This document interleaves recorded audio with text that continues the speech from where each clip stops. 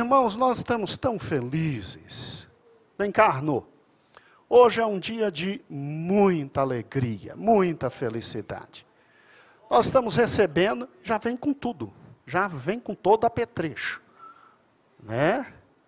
Aqui na sede, Arnô, a gente não fica cantando, para depois dar oportunidade à pregação, depois que está todo mundo morto. Não. Pregação é no melhor momento do culto. Depois volta a cantar. Nada contra os louvores. Mas sabe, irmãos, aí canta 9 horas. Aí entrega para o pregador, o povo está morto. Isso não se faz, né? E é a palavra de Deus. É o essencial do culto. Nós temos a alegria de receber o autor da nossa nova revista, Sacrifício no Plano da Redenção. Esta é uma das revistas mais esperadas do nosso ministério, em razão de quê? Em razão do conteúdo. Você já ouviu falar que pecado é pecado? Pois é, não está em moda. Em moda está, Deus é tão bom que não vai jogar ninguém no inferno. E Jesus falou mais do inferno do que do céu. Pode fazer estatística. Muito mais do inferno do que do céu. Pecado é pecado. Aquele que pecar morrerá. Agora a graça é graça. E onde entra sacrifício? Para que sacrifício? O que é a questão do sacrifício? Inclusive, meu pastor, porque todas as religiões têm sacrifício e só o cristianismo se arroga a dizer que é a única que leva ao céu. Gente, que trimestre espetacular. Nós vamos aprender muita coisa. Bem, Arnô, seja bem-vindo. Nós louvamos a Deus por tua vida, queremos fazer uma oração de gratidão a Deus pela tua vida, por essa revista. E nós vamos ter a alegria de ter uma lição introdutória hoje. Não é toda a lição número 1. Você que ainda não adquiriu, procure Pastor Eber, adquira. Não é toda a lição número 1, mas é uma lição introdutória. E nós teremos a alegria de ouvir o próprio autor da nossa querida revista. É uma felicidade muito grande, não? Mesmo sentado. Senhor, muito obrigado pela vida do pastor Arnô. Como nós temos felicidade, ó Deus, de tê-lo em nosso meio. Abençoa teu filho, que a tua palavra encontre o nosso coração agora aberto, absolutamente aberto à tua voz. Abençoa-nos esta manhã. Amém e amém. Glória a Deus. Pai do Senhor, igreja. Bênção de Deus. Confesso que todas as vezes... Só um pouquinho de retorno aqui, por favor.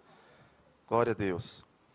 Confesso, meus irmãos, que todas as vezes que eu subo aqui nesse altar, a gente fica um pouco nervoso, né? A gente fica ali um pouco...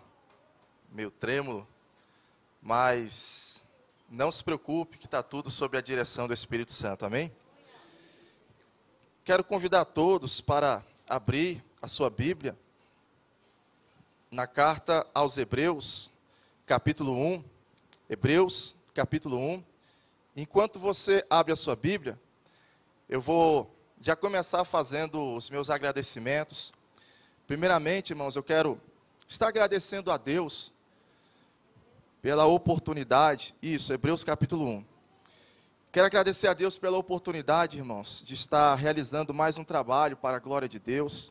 Que tudo que façamos, irmãos, nós não podemos fazer para o homem, mas sim para glorificar o nome do Senhor. E se não fosse Ele, na verdade, nem aqui neste altar eu estaria, porque a minha vida é uma história de resgate, uma história de redenção.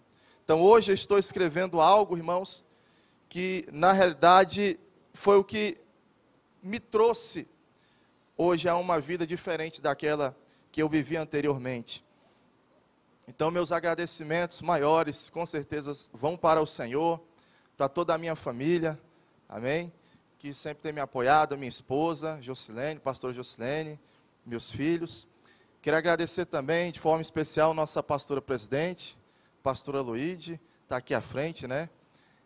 Que sempre tem nos confiado essa oportunidade, tem realmente nos dado essa credibilidade. Agradeço muito a nossa pastora. Quero agradecer também nosso amado pastor Gedeon Júnior, que é o superintendente da Escola Bíblica, e muito tem, não somente nos dado a oportunidade, mas também nos dado muito auxílio, né, em questões teológicas ali que são difíceis, né? E com toda a graça do Senhor, nós vamos iniciar mais uma revista, mais um trabalho que eu sei, irmãos, que vai abençoar a vida de muitas pessoas. Os irmãos encontraram? Hebreus, capítulo 1. Então vamos ler a palavra do Senhor. Diz assim: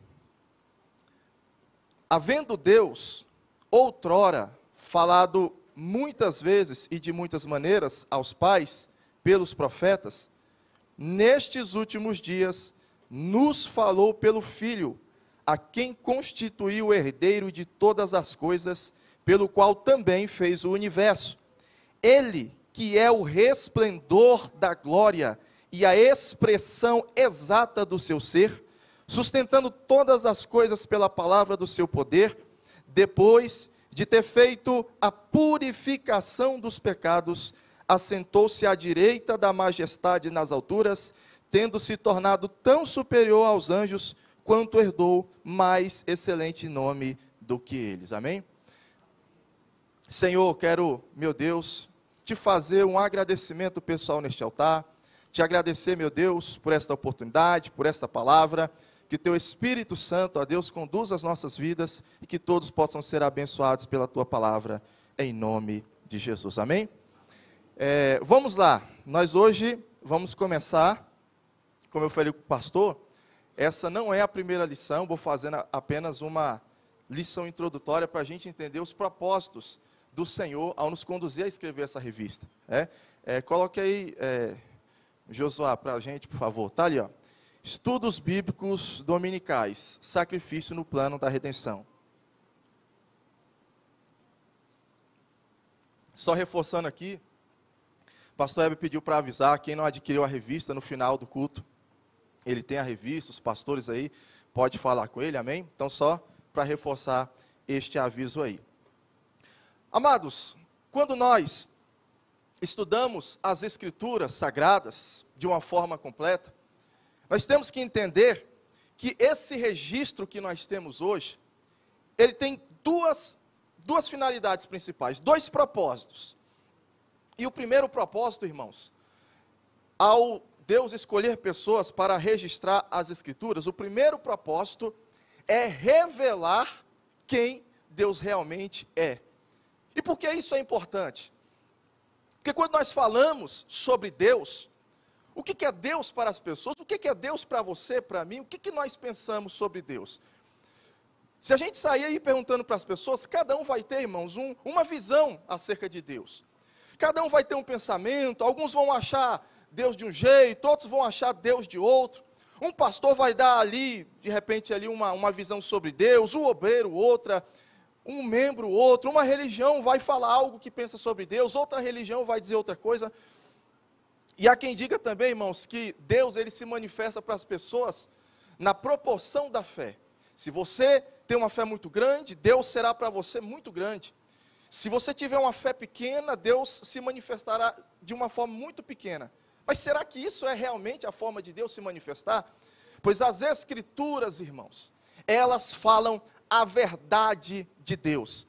As Escrituras foram destinadas não para a gente conhecer a história de homens que viveram no passado, mas no decorrer da história desses homens, Deus ali está revelando os seus atributos, o seu caráter, sabe, a essência de Deus, ou seja, os atributos morais de Deus, como Ele é na sua essência, o que Ele gosta, o que Ele não gosta, né? Enfim, uma ideia sobre Deus, assim, mais correta, a gente só pode encontrar nas Escrituras Sagradas. Quer conhecer a Deus, irmãos? Quer saber como Deus, Ele é de verdade?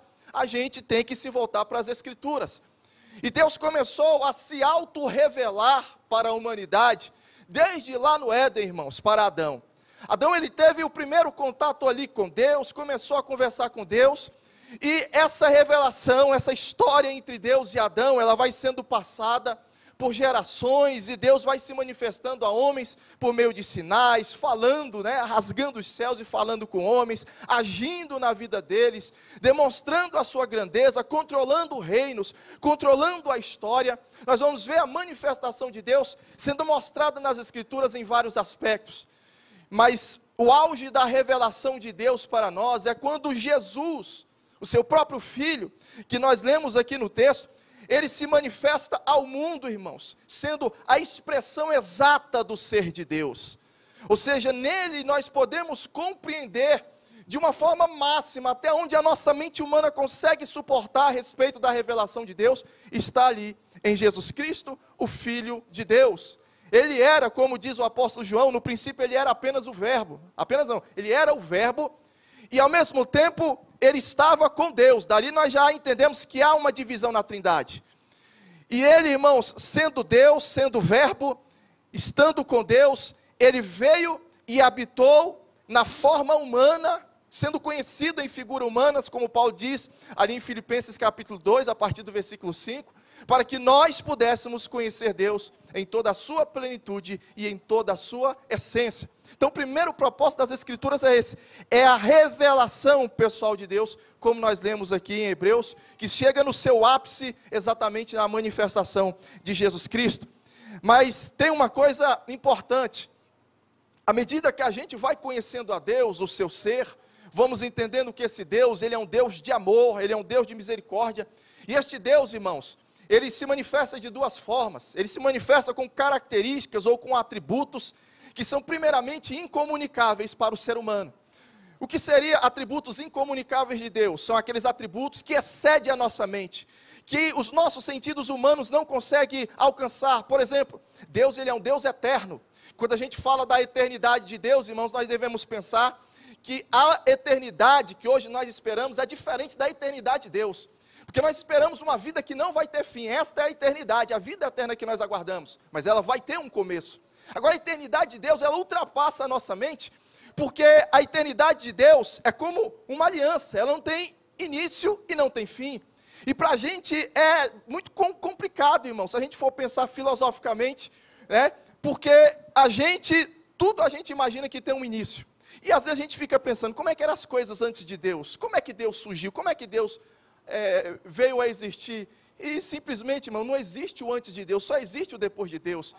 E Deus, ele não surgiu, ele não foi criado, ele não apareceu. Deus, ele é um ser incriado.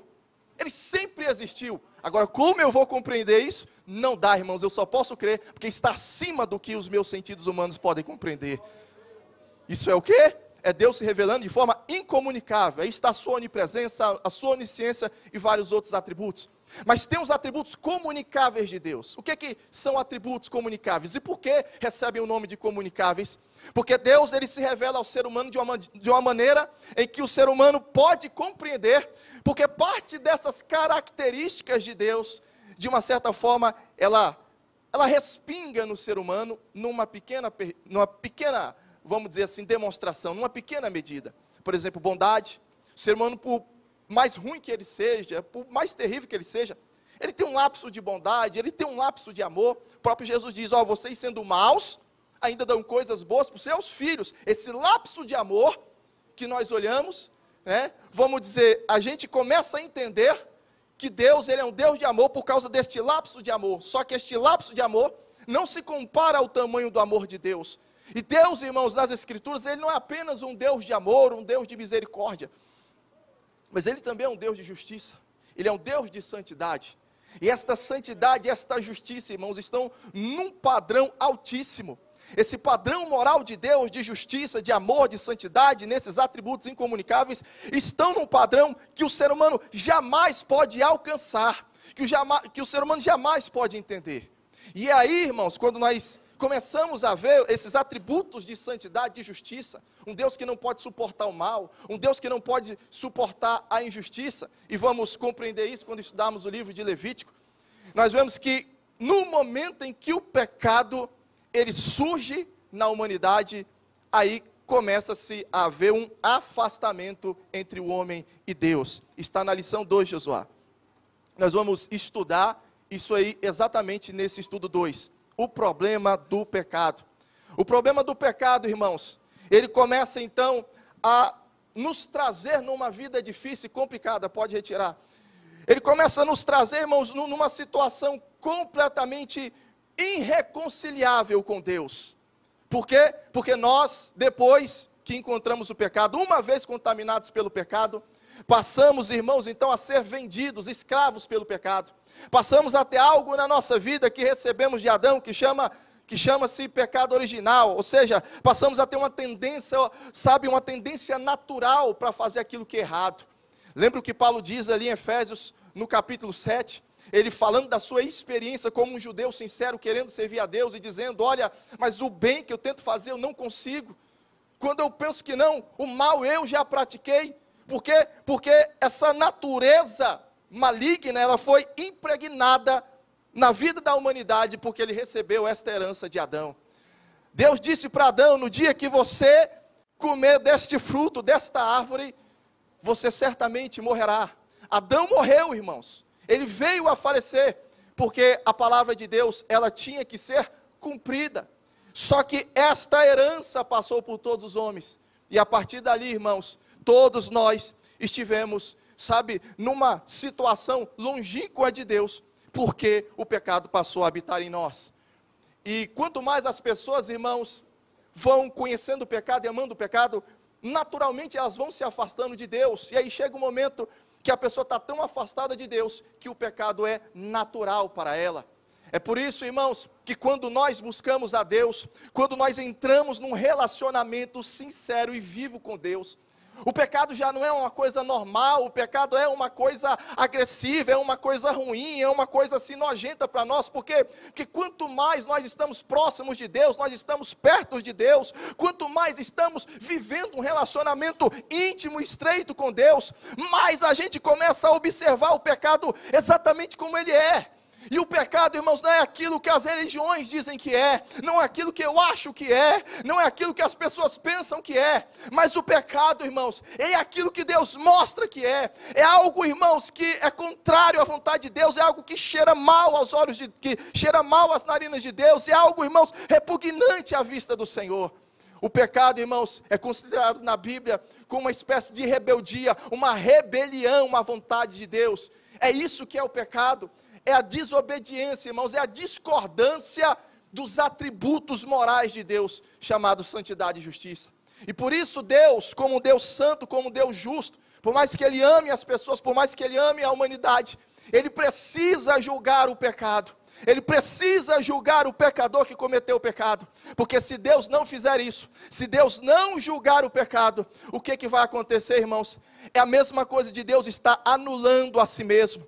Se Deus simplesmente for um Deus de amor e de perdão e não tratar o pecado como o pecado precisa ser tratado, irmãos, é como se Deus, Ele não fosse mais um Deus de justiça, é como se Ele não fosse mais um Deus santo, e Ele não pode negar a si próprio. Deus não pode negar a sua própria natureza, Ele não pode anular atributos do seu ser. Ele não pode fazer isso, irmãos. E é por isso que uma vez que o pecado entrou na terra, o pecado, ele precisou ser julgado.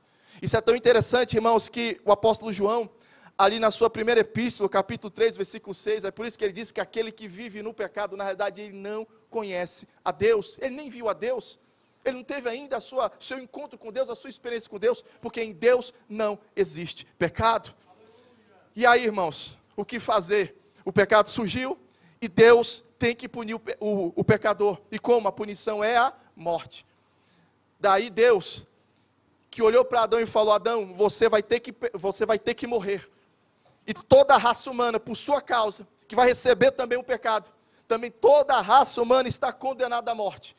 Nós encontramos ali então o atributo de justiça. Mas aí as escrituras, irmãos, elas vão começar a revelar que este Deus, Ele não é apenas justiça, Ele não é apenas santidade, mas Ele também é amor. E aí nós vamos entrar na lição 3, e vamos entender como os atributos de amor, pode colocar aí, filho, como os atributos de amor, eles são manifestados no meio da humanidade. Deus, irmãos, em seu amor, sabendo que não poderia ao mesmo tempo, em seu amor, em sua misericórdia, abrir mão dos atributos de justiça, ele vai procurar uma forma de poder livrar o homem. E eu estava pensando aqui, irmãos, Deus como um Deus justo, um Deus santo que não suporta o pecado. Ele vinha todos os dias conversar com Adão, mas ele chega ali em Adão agora estava sujo pelo pecado, estava ali numa condição de rebeldia contra Deus. Deus poderia fulminar Adão ali naquele instante, poderia, sim ou não? Deus poderia olhar, o que é um cara igual você, eu fiz você lindo, perfeito, fiz você em condições adequadas para se relacionar comigo, você fez o quê? Você se sujou, você cometeu algo, você se rebelou contra mim. Deus poderia olhar para ele e dizer, você vai ser morto agora, fazer um fogo cair ali, a terra se abrir, enfim, poderia matar ele de alguma forma. Mas se Deus mata Adão naquele exato instante, irmãos, o que acontece? Ele só revelaria os seus atributos de Deus santo e de Deus justo. Mas onde ficaria o amor? E onde ficaria a misericórdia? Por isso Adão vai morrer, vai. Mas Deus, ele ainda se mostra um Deus bom e um Deus amoroso, porque ele não mata Adão naquela hora. O que Deus faz? Deus faz vestes para ele, mata animais para fazer vestes para cobrir a sua vergonha, e ali Deus aponta, irmãos, um caminho para a reconciliação com o homem, que jamais poderia ser feito por ele mesmo, com as suas próprias obras.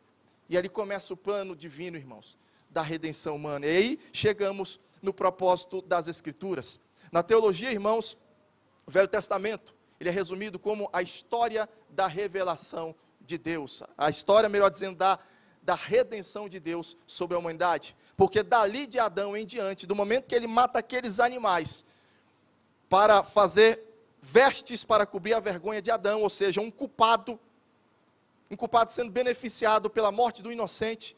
Mas pastor, por que tinha que ser animais? Porque dali em diante, irmãos, todo homem nasceria sujo, depravado, contaminado pelo pecado, e não teria condições de ser inocente mais diante de Deus. Todo homem já nasce culpado diante do Senhor. E ali Deus olha animais, que não tinha nada a ver com o pecado, e Deus sacrifica aqueles animais, para que o homem naquele instante pudesse ter a sua vergonha coberta. E Deus vai fazer isso, irmãos, no decorrer dos anos, no decorrer da história, até que viesse aquele que não viria da descendência de Adão, a descendência culpada, a descendência caída, com o pecado original. Vamos aprender tudo isso na lição 2 e na lição 3. Mas Deus levantaria aquele, irmãos, aquele que seria gerado pelo Espírito Santo, aquele que seria puro, aquele que seria santo, para que o juízo de Deus, para que a justiça de Deus, que tem que tratar o pecado, que tem que condenar o pecado, pudesse vir e pudesse se manifestar sobre ele. Estou falando de Jesus. Jesus, quando ele vem, irmãos, para receber o juízo de Deus, que era para vir sobre nós, ele recebe sobre si, para que nós pudéssemos novamente voltar a se relacionar com Deus Santo e voltar a viver no nível mínimo de santidade e justiça, para estar se relacionando com Deus.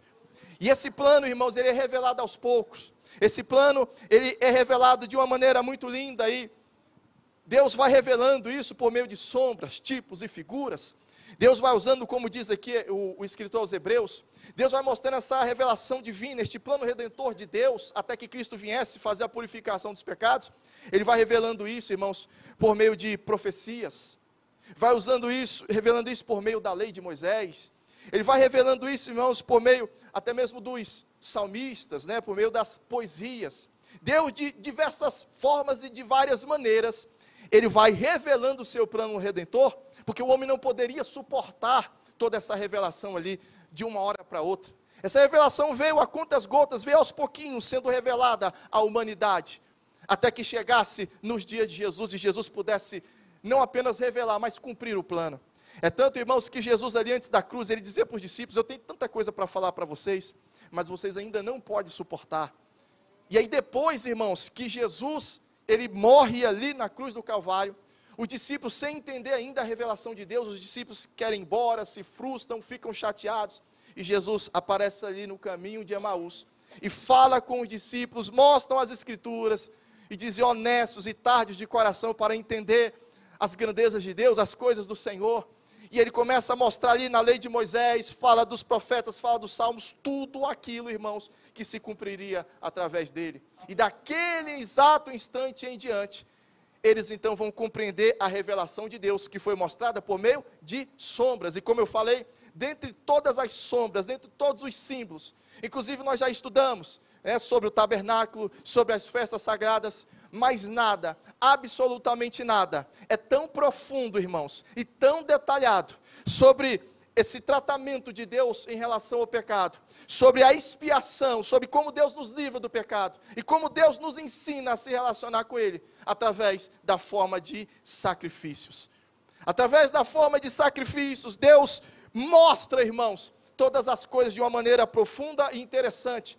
É tanto, irmãos, que os sacrifícios foi, vamos dizer assim, o tema principal, a figura principal que os apóstolos utilizaram para falar sobre salvação, para falar sobre libertação, para falar sobre uma vida de santificação. Até a nossa maneira de adorar a Deus, ela foi revelada por meio dos sacrifícios. E por que foi feito isso? Porque naquela época os sacrifícios estavam presentes, eles conheciam, eles entendiam, eles tinham temor, tinham uma reverência muito grande em relação aos sacrifícios. Até os gentios, como disse o pastor, eles tinham a sua forma de sacrificar os deuses, que nós vamos ver na primeira aula, que foi uma distorção de Satanás ao longo da história, para que o homem se desviasse da revelação de Deus, sobre como ele iria resolver a nossa questão, o nosso relacionamento com Ele. E aí os discípulos começam a falar de coisas profundas, relacionamento com Deus e salvação, trazendo ali a questão dos sacrifícios. E hoje, irmãos, para nós que estamos distantes deles, para nós que vivemos há milênios, sabe, de distância deles, da cultura, da língua, desse costume que já passou, e a gente olha e diz, não, isso é Velho Testamento, isso já passou. Mas os próprios discípulos só entenderam a cruz de Cristo quando Ele trouxe a revelação, quando Ele explicou, falando dos sacrifícios.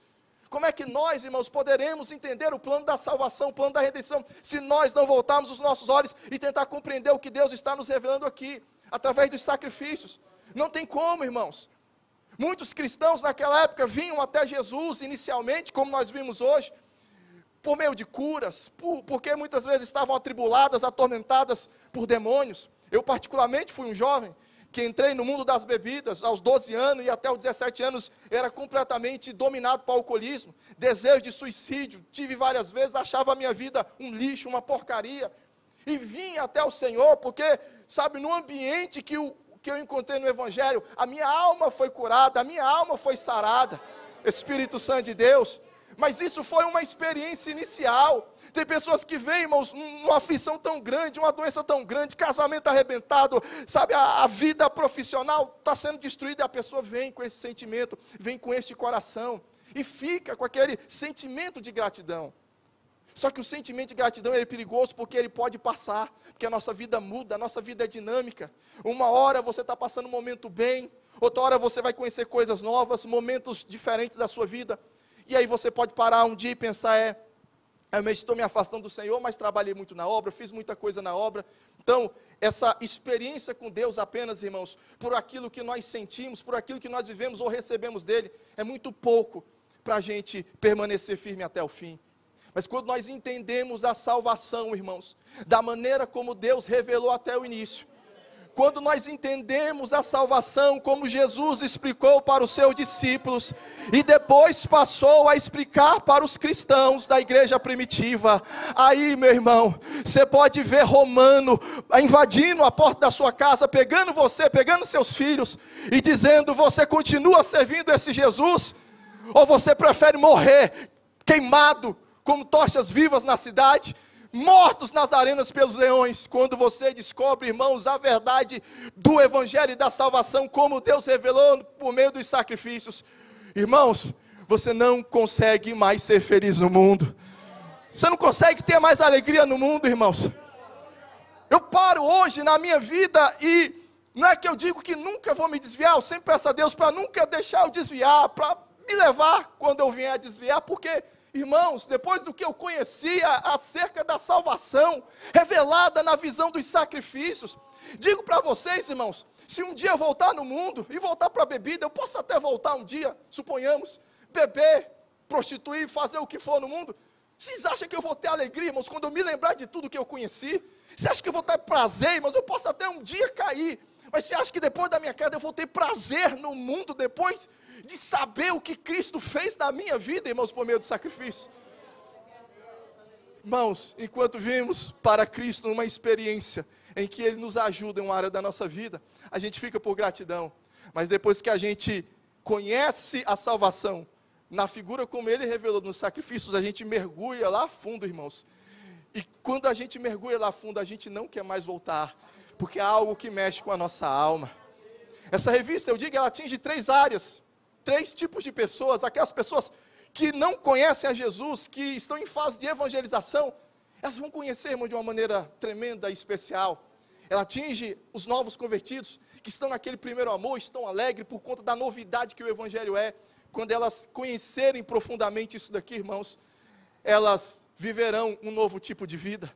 Já não ficarão mais por causa dos milagres, das bênçãos ou da alegria, mas ficarão, irmãos, por entender o profundo amor de Deus revelado na vida delas. Espírito Santo. E por fim atinge a vida dos cristãos, que já tem muito tempo na fé, que já tem a vida consolidada.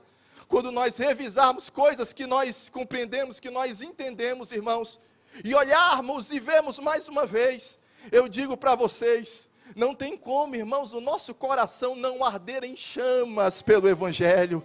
Não tem como o nosso coração permanecer frio, permanecer desanimado diante de um amor, diante de uma graça revelada de uma maneira tão extraordinária como Cristo, como o Senhor, como o Espírito Santo nos revelou por meio dos sacrifícios.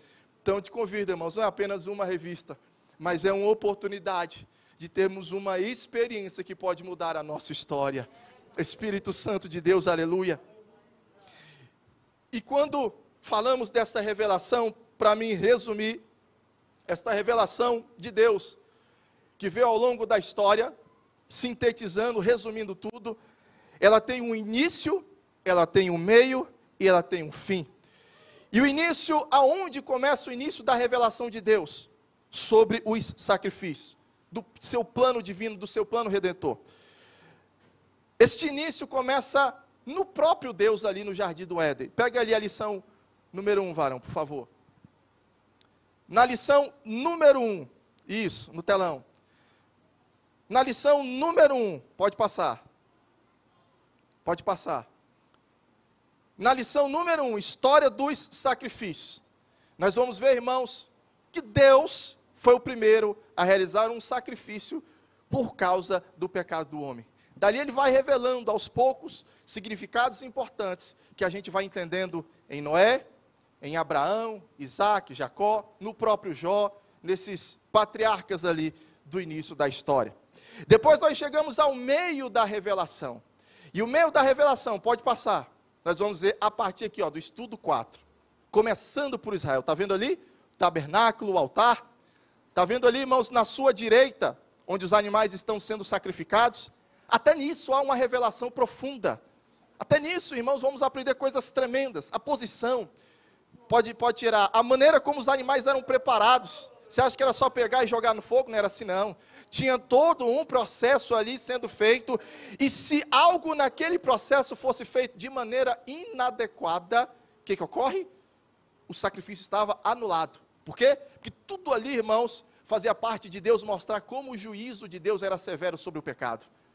E como o israelita estava sendo beneficiado por meio daquela vítima que estava fazendo a sua expiação. E nós vamos entendendo que tudo isso, irmãos, acontece detalhadamente no dia em que Jesus ele foi crucificado na cruz. E aí nós temos então o fim da revelação de Deus. Pode passar. O fim da revelação de Deus é esse momento em que Jesus, finalmente, ele consuma tudo aquilo que foi apontado desde os dias antigos. Então nós temos o início, começa com Deus lá no Éden, nós temos o meio, que é o sistema sacrificial, ali ordenado por Deus, ali anunciado por Deus, Deus deu cada detalhe ali para Moisés, e por fim nós temos Cristo na cruz do Calvário, cumprindo todas as coisas. E agora eu quero, assim, só dar vamos dizer, fazer uma pequena introdução de cada um desses sacrifícios, só para que você tenha a ideia. São 5 sacrifícios que Deus nos revelou, e cada um deles, irmãos, aponta um aspecto diferente a respeito da nossa salvação. Vamos lá. Primeiro sacrifício. Este é o sacrifício de holocausto. Coloquei essa imagem porque essa era a forma que era feita nos dias de Abraão, mas depois era feita de uma forma diferente ali no templo, né? Ali também no tabernáculo, mas aqui é o holocausto. Pode voltar para mim. Quando nós falamos do holocausto, nós falamos de um animal em que ele era completamente queimado no altar. O seu sangue expiava ali o pecador, toda a sua carne era queimada no altar. No sistema israelita, tirava-se o couro e dava para o sacerdote como pagamento do seu trabalho. Mas este animal, irmãos, era o que permitia que o adorador tivesse a sua primeira aproximação diante de Deus. Nem para adorar diante do Senhor, ele não podia chegar lá para adorar, ele podia ter o coração, sabe, muito voltado para adorar a Deus, ele poderia ter, sabe, uma boa vontade de entrar ali no tabernáculo e adorar a Deus. Mas Deus, como eu falei, não podia abrir mão da sua santidade, da sua justiça, e isso tinha que ficar claro para os hebreus. Então o que Deus fez? Deus então resolveu habitar no meio do povo. E quando ele resolve habitar no meio do povo, ele cria esse sacrifício para que o povo pudesse estar ali diante dele. E ele se manifestava ali, irmãos, dentro da terceira parte ali do tabernáculo, o santíssimo lugar. E ali o povo entrava para adorar o Senhor, mas tinha que primeiro oferecer um holocausto, porque era o holocausto que permitia que os israelitas se aproximassem de Deus. Aí depois nós temos a segunda oferta, irmãos. A segunda oferta, Josué, que é a oferta de manjares. Essa aqui é a única oferta que não tinha derramamento de sangue. Era uma oferta de vegetais e, vamos dizer assim, do derivado de vegetais. E a matéria-prima era flor de farinha, mais o azeite, pode voltar para mim, flor de farinha mais o azeite, que nós vamos ver que tinha também adição de sal, não podia ter mel, não podia ter fermento, vamos ver nessa lição por quê. E nessa oferta também, era oferta crua, farinha misturada com azeite, adicionava-se incenso, o sacerdote pegava uma porção e queimava no altar de Deus. E aí tinha uma outra parte dessa oferta em que era feito um bolo, pão, alguma coisa ali também, de azeite e de farinha, flor de farinha, né, fazia-se um bolo e entregava uma parte ali para ser queimada no altar. Enfim, nós vamos ver que na oferta crua nós temos um símbolo de Cristo, da sua humanidade perfeita antes da sua morte. Já aqueles ingredientes, depois de preparados e cozidos e assados no forno, já tinha uma representação de Cristo, vamos dizer ali, sendo entregue no dia da sua morte. E o que representa, irmãos? Representa um tributo de reverência a Deus. Ou seja, a oferta de manjares, também conhecida como oferta de mirrá, era uma forma dos israelitas, sabe, reconhecer que Deus, sendo dono da terra, o soberano da terra, ele sendo senhor de tudo, ele permitiu que os israelitas não apenas ficassem com um pedaço da terra, mas também que eles pudessem ter a bênção de Deus na produção da terra, para se alimentar e alimentar os seus rebanhos. Então, Deus se contentava apenas com um punhado que eles pegavam e oferecia em cima do altar, porque ali era uma forma deles reconhecer e dizer: Deus, eu dependo de Ti, Tu és Senhor, Tu és soberano, eu não tenho um alimento, eu não tenho nada, se não for o Senhor nos dando todas essas coisas. Então nós vemos que depois de se aproximar de Deus, você já não pedia nada a Deus, você tinha que oferecer o seu minhar a Deus, ou seja, a sua reverência a Deus. E é lindo, irmãos, que eu estava olhando nos Salmos, quando você olha os Salmos, tem muitos salmos onde o salmista, principalmente Davi, eles abrem o coração, falam das suas angústias, das suas dores, dos seus problemas, em momentos de perseguição, em momentos de enfermidade, mas eles nunca começam o salmo ali, já falando para Deus dos seus problemas, das suas angústias, e abrindo o coração, desabafando diante de Deus. Primeiro eles começam os salmos, fazendo o quê? Aplicando o princípio da mirrá. Eles começam o salmo sempre falando de Deus como Deus criador de todas as coisas, um Deus que está no controle de tudo e de todos, um Deus que acima de tudo, em qualquer circunstância, deve ser louvado, adorado e exaltado. Este é o minhar a Deus que nós aprendemos, irmãos, nas orações. Jesus ensina este princípio do minhar, quando os discípulos pedem para ele ensinar como orar. Jesus vai lá e diz: olha, vocês vão orar assim, nem começando a pedir perdão, pastor, olha que interessante, a gente começa orando, pedindo perdão, é ou não é? Ou às vezes pedindo alguma coisa para Deus. E Jesus diz assim, ó, quando vocês começarem a orar, está lá em Mateus capítulo 6, vocês vão começar a orar dizendo assim: Pai nosso que estás nos céus, santificado seja o teu nome. Venha a nós o teu. Seja feito o quê? A minha? Não, seja feita a tua. Assim na terra como? Depois ele diz, o pão nosso de cada dia nos dai. Aí por último, ele diz o quê?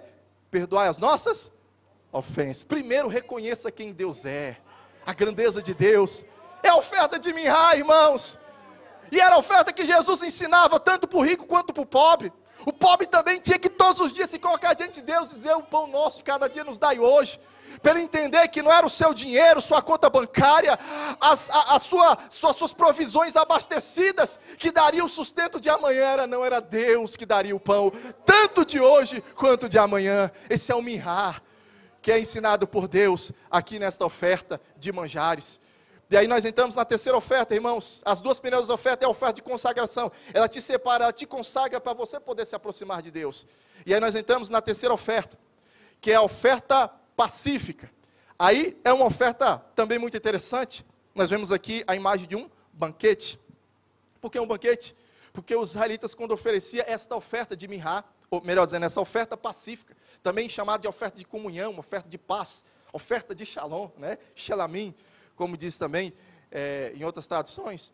O que ocorre, irmãos? Esta era uma oferta diferente, porque depois dos israelitas terem oferecido o seu Minhá, o seu holocausto, se ele tivesse um motivo de gratidão muito grande para oferecer a Deus, ele oferecia essa oferta pacífica. E essa oferta pacífica é interessante, irmãos, que era a única oferta que o adorador comia parte daquilo que era oferecido a Deus. No holocausto, era tudo entregue a Deus. Nas 4 outras ofertas, uma parte era para Deus, outra parte para o sacerdote. Mas na oferta pacífica, os 3 tinham parte na oferta: Deus, o sacerdote e o ofertante. Se o ofertante recebia uma bênção muito grande, ele fazia um voto a Deus, ou ele estava alegre, porque ele sabia que estava num momento muito bom com Deus, porque Deus estava abençoando a sua família, estava abençoando tudo. O que ele fazia? Ele oferecia uma oferta pacífica, entregava parte para o sacerdote, parte para Deus, e outra parte ele comia numa refeição sagrada, fazendo uma comemoração especial. Lembra de Eucana? Eucana, embora a esposa que ele tanto amava não lhe dava filhos, mas mesmo assim ele oferecia oferta de comunhão. E dizia para Ana, Ana, eu estou dando porção dobrada para você, Ana, porque eu te amo. O fato de você não ter filhos, isso não diminui nada meu amor, por isso eu venho aqui e ofereço porção dobrada para você. Que sacrifício era aquele? Era o sacrifício pacífico, que já tinha entregado a Deus, já tinha entregue para o sacerdote a sua parte, e ali o restante era comido por quem? Pelo sacerdote, pelo ofertante e por toda a sua família. Se hoje tivéssemos, irmãos, nos dias de hoje, esse tipo de oferta, nós chamaríamos de culto de gratidão. Não é isso? O que acontece no culto de gratidão? Alguém é curado, faz um culto de gratidão. Alguém reformou a casa, conseguiu comprar um apartamento. Alguém se reconciliou na família. Pastor, vem aqui, traz os irmãos, vamos fazer um culto de gratidão. E ali fazem o quê? Oferecem um almoço, oferecem um lanche. É ou não é? Culto de gratidão. Porque o objetivo era demonstrar uma comunhão com Deus e uma comunhão com o próximo. Espírito Santo de Deus, se havia famílias, pessoas ali que estavam em guerra, inimigos, ou conflitos familiares, que as pessoas estavam de mal, reconciliava, vamos fazer uma oferta de comunhão. E nós vamos ver, irmãos, todos esses 3 símbolos, do sacerdote participando, de Deus participando, e do ofertante participando aonde? Na ceia do Senhor. O que Jesus fez na última ceia? Ele era o sacerdote, e ele estava o quê? Comendo do pão. E o pão era o quê? Representava o seu próprio sacrifício, que mais tarde ele ofereceria. E os ofertantes ali, vamos dizer, os beneficiados da oferta, que eram os seus discípulos, também participavam num ato de comunhão. Então, essa oferta fala da nossa comunhão com Deus, mas fala da nossa comunhão entre igreja, entre servos do Senhor. E aí, nós temos então as 2 últimas ofertas, que é a oferta, primeiramente, pelo pecado. A oferta pelo pecado, meus irmãos, já ouvimos falar um pouco dela, né? Principalmente no dia da expiação, mas não era só no dia da expiação. Quando um israelita, ele, de tempo em tempo, tinha que oferecer uma oferta pelo pecado, porque aquela oferta tratava especificamente da condição da sua natureza pecadora, da sua tendência, né? Porque nós pecamos, às vezes, em coisas que nós nem sabemos. Às vezes a pessoa, por desconhecer, algo que é errado, a pessoa às vezes comete o pecado. Nós, infelizmente, estamos sujeitos a isso. Então, aqueles pecados de forma inconsciente, aqueles pecados ali que a pessoa, por conta da sua tendência pecaminosa, pratica, o que acontece? A pessoa então tinha que ir lá e oferecer uma oferta pelo pecado, para tratar especificamente a questão do pecado. Essa era a primeira oferta de expiação. E aí nós temos a segunda oferta de expiação. A segunda oferta de expiação, nós temos a imagem do carneiro, que é a chamada oferta pela culpa. Pastor, oferta pelo pecado e oferta pela culpa, elas são a mesma coisa? Não, elas são parecidas, mas têm propósito diferente. A primeira trata da condição, da natureza pecadora do indivíduo. Agora, a oferta pela culpa, irmãos, vai tratar de pecados específicos que a pessoa pratica. De erros que a pessoa ali sabia que estava errado e acabou fazendo. E eu volto para o texto de Paulo. Quando penso em fazer o bem, já fui lá e fiz o mal. Pastor, não queria xingar, mas aconteceu, xinguei o menino, esculhambei tudo. Passei no semáforo, estava num dia ruim, né? Fiz um gesto obsceno para o cara que estava ali passando. Enfim, tanta coisa que a gente faz, né, irmãos? Pois é, a oferta de reparação, ela repara os danos que nós ocasionamos às outras pessoas e que nós ocasionamos, muitas das vezes, a nós mesmos. Porque se a pessoa ela roubou, ela tinha que devolver e dar uma oferta de reparação, para reparar o dano que ela fez ao seu semelhante, né? E o pecado, irmãos, ele traz muitos danos na nossa vida. A gente sofre muitas vezes por causa do nosso próprio pecado, ou porque às vezes no decorrer da nossa história, cometemos pecados terríveis, pecados grosseiros, que mesmo depois de crente a gente tem a dificuldade de lidar com as consequências emocionais que aquele pecado gerou em nossas vidas, né? Não sou psiquiatra, né, mas a irmã ali, a Érica do Elias, vai falar melhor desses temas do que eu. Mas os pecados, eles geram, irmãos, consequências terríveis para nós. O pecado gera consequências terríveis na vida das outras pessoas. Pessoas, irmãos, crescem revoltadas, crescem traumatizadas, crescem com problemas de relacionamento, às vezes na vida conjugal, por conta de um momento em que foram violentadas na infância. Mesmo aceitando Jesus, a pessoa às vezes tem dificuldade de compreender o quanto o sacrifício de Cristo é importante para limpar a sua vida, para purificar, para libertar a pessoa daquele mal que ela recebeu, ou daquele mal que ela provocou. E aqui nós vamos entender através da oferta de reparação, irmãos, que Deus mostrou que todo pecado, por mais que ele traga prejuízos, por mais que ele traga consequências duras, mas em Cristo nós podemos ver a reparação de todas as coisas. E aí, por fim, para mostrar, na próxima tela, Josué, nós então chegamos, irmãos, no objetivo de todos esses 5 sacrifícios. O objetivo era este, irmãos. Cada um desses 5 sacrifícios apontava um aspecto da morte redentora de Jesus. Primeiro ali o holocausto. Nós temos ali o holocausto. O holocausto significa a nossa aproximação com Deus. Pode voltar para mim?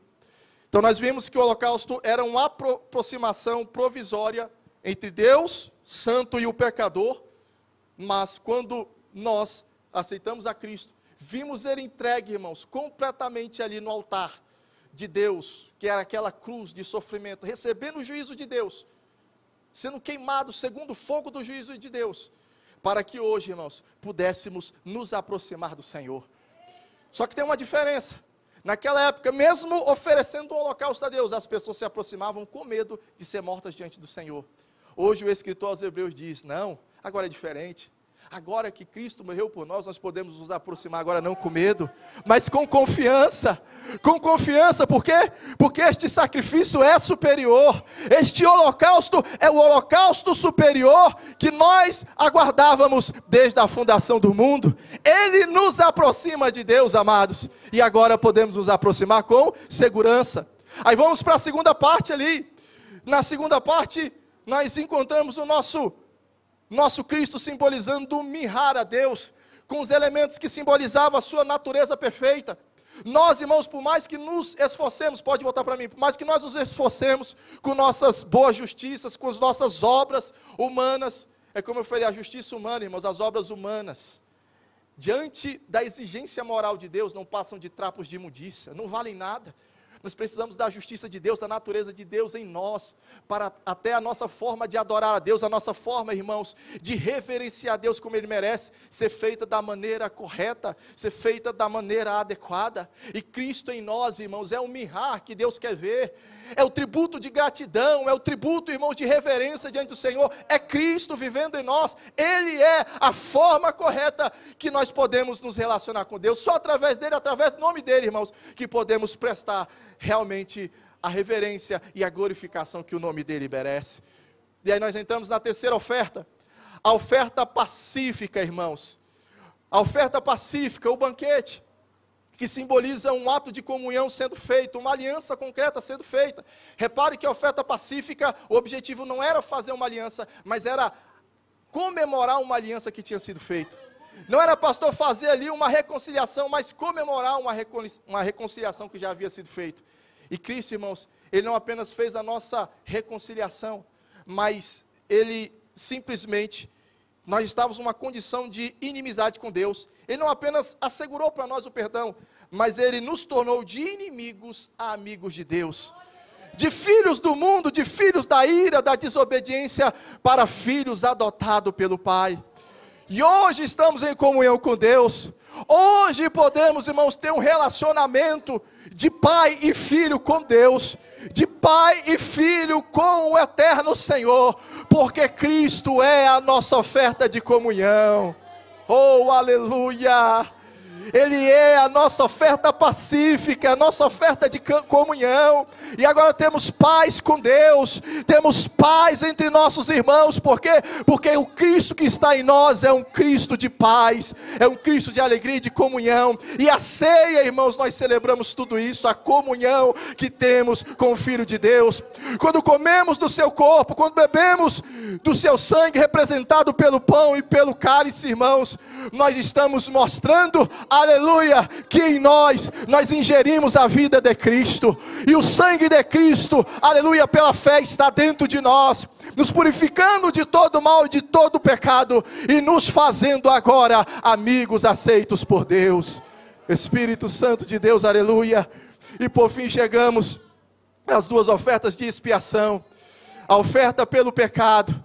A oferta pelo pecado era um momento triste, era um momento de tensão, e Jesus, meus amados, Ele foi aquele que primeiramente tratou da nossa natureza pecadora, da nossa natureza humana, como Paulo dizia antes mesmo sendo um judeu zeloso, que chegou num zelo tão grande ao ponto de perseguir os cristãos, porque achava que estava fazendo certo. Eu descobri e fui observando que nada daquilo satisfazia, sabe, o meu desejo de ser justo, mas a minha aflição de sempre ser escravo do pecado, porque os meus membros, eles sempre se inclinavam a fazer aquilo que era mal. Aliás, todos os judeus, irmãos, essa era a experiência de todos os judeus, e todas as pessoas que não servem a Cristo, que são pessoas, sabe, gente boa, pessoas corretas, pessoas eticamente tranquilas, mas jamais, irmãos, nós iremos nos livrar das nossas tendências, que às vezes estão na nossa mente, no nosso interior, e a gente sente vergonha, a gente diz, eu sou crente, eu estou até algum tempo na igreja e tenho esse problema, irmãos. Nós entendemos que na oferta do pecado, Cristo, não é que Ele eliminou o poder das nossas tendências carnais, mas Ele colocou na nossa mente, dentro de nós o Espírito Santo, que nos dá uma força muito maior para servir a Deus, do que a carne dá para servir o pecado. Antes os judeus só tinham sacrifícios, e eles continuavam tendo que fazer sacrifícios, em razão da sua escravidão com o pecado. Jesus diz, aquele que comete pecado é escravo dele, mas o Filho do Homem veio para o quê? Desfazer as obras do diabo. Por quê? Porque se por um lado a carne continua desejando o pecado, mas agora, irmãos, nós temos dentro de nós o Espírito Santo, que nos dá força para dizer não ao pecado, para nos aproximar mais de Deus, para realmente estarmos mais nos achegando a Deus, porque esta é a obra consumada com Cristo, porque Ele é aquele que tratou no profundo a natureza do nosso pecado. E até que o nosso corpo seja transformado, até que nosso corpo dominado pelo pecado seja completamente transformado num corpo incorruptível, um corpo que não peca, um corpo de glória. Jesus nos prometeu, irmãos, que nos deixaria o penhor, para que até o fim o Espírito Santo nos ajude, para que Ele venha nos preparar ao encontro do nosso noivo, que é o Senhor Jesus. Oh Deus, aleluia. E por fim nós temos a oferta de reparação. A oferta pela culpa significa reparação. E aí, meus irmãos, quantas pessoas sofrem ainda com angústias de pecado, com situações que fizeram ou que receberam, e até hoje sofrem as consequências. E a pessoa às vezes está em momentos até alegres, a pessoa às vezes até se reconcilia com Deus várias vezes, e quando está bem, o inimigo, sabe, começa a atingir a mente daquela pessoa, e mesmo ela sabendo que Deus tem o poder de perdoar e de purificar, ela sabe isso na teoria, mas ainda não experimentou, irmãos, dentro da sua vida, o aspecto da morte de Cristo relacionado à reparação. Ela não entendeu como o sacrifício de Cristo não apenas perdoa, não apenas purifica, não apenas nos leva a uma condição de se aproximar de Deus, mas também repara. Repara o dano feito pelo pecado, repara, aleluia. E muitas das vezes o inimigo quer que a gente não conheça este aspecto. Por quê? Porque ele nos domina emocionalmente e consegue fazer a gente cair, mesmo entendendo que não existe outro caminho além de Cristo. Mas a oferta de reparação, irmão, nos mostra que realmente o nosso Cristo é um Cristo que faz obra completa. Aleluia. Quando Ele liberta, Ele não liberta só da aparência, Ele começa a libertação exatamente aqui dentro. É na mente e no coração. Ele liberta aqui dentro da nossa alma, e passamos a ser livres do pecado, porque passamos, aleluia, a ter um novo Senhor, e este Senhor é Cristo, aleluia, e deste Cristo passamos a ser escravos dele. Quando conhecemos, irmãos, a profundidade destes 5 sacrifícios, meus amados irmãos, nós nos passamos a ser escravos da justiça de Deus, e não conseguimos mais sair de perto dele, porque nós somos completamente envolvidos pelo seu amor, pela sua glória, pela sua misericórdia, pela sua justiça, pela sua santidade, por todo o ser de Deus revelado através de Cristo. E é isso, irmãos, que eu quero trazer para a igreja esta manhã.